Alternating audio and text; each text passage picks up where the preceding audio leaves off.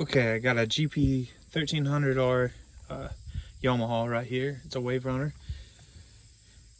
and the issue it has is when you start it, try to rev it, it won't really rev up. It kind of does what it wants, and I thought it may have been the throttle position sensor, so I replaced it, and that seems to not really have helped.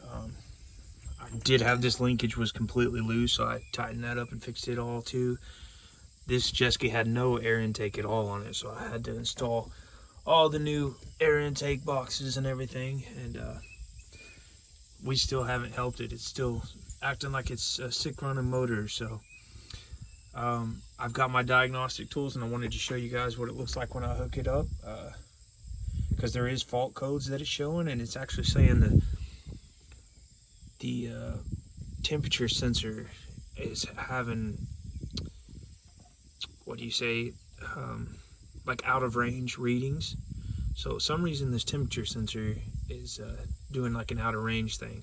I did switch it because we have two jet skis. I tried the other one, like switching them, and it didn't help, but I'm wondering if the code didn't clear, so we're going to try to clear the code today and see if that gets rid of it and fixes our issue. But I'll show you along the way with my diagnostic set here.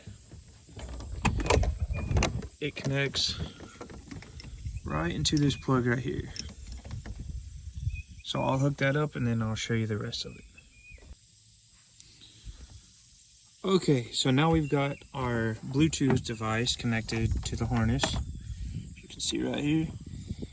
And then it can be USB or Bluetooth. So I've got it hooked to USB actually, but it's hooked to our diagnostic programming. And what I'm going to do here, you have to hit the start button on the jet ski to get it to pick up the jet ski. Our blue lights are flashing on here. And then on here we can hit connect. And it's going to read the codes.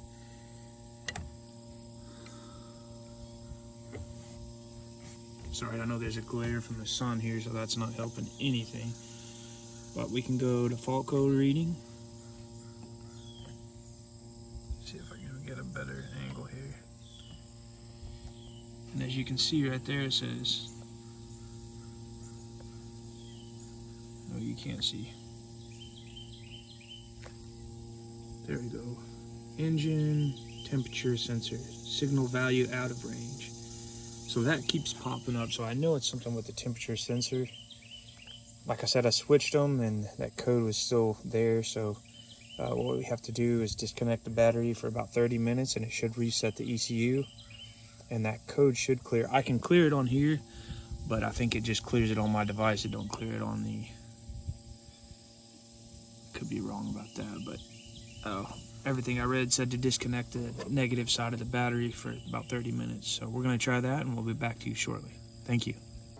Okay, so here's what I found. There was a wire right here that's supposed to go to a temperature sensor. You can't see it, but there's one way down here and it connects on the engine right there. So the connection's over here. It's hard to, it's down through there. Connection's down through here. And then the temperature sensor's right on the block right there. This one don't have one. As you can see, it's completely gone. So I had an old one laying around. Checked the ohms on it to make sure it had resistance. Because you have to have resistance. You can't just tie these wires off. You have to have a certain resistance to trick the computer. And I just tied them together with tape just to see if that solved my issue. And as you can see, fault code is gone. Inactive fault code. So it used to be red, which means active fault, and it no longer is active. So I was able to start the jet ski and everything's responding as it should, excuse me. So the symptom the owner was having is that it wouldn't rev up. It was like almost like a throttle position sensor, you know, a carburetor issue. Of course these are fuel injected, but you know, it's just bogging down. Every time you try to throttle up, it wasn't responding correctly.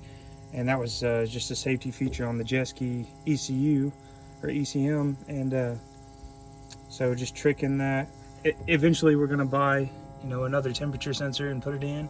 But for now, I was just diagnosing the issue, and that's what's going on. So put our connection back on there and put a temperature sensor in, and it should solve this guy's issue, and he'll be good to go.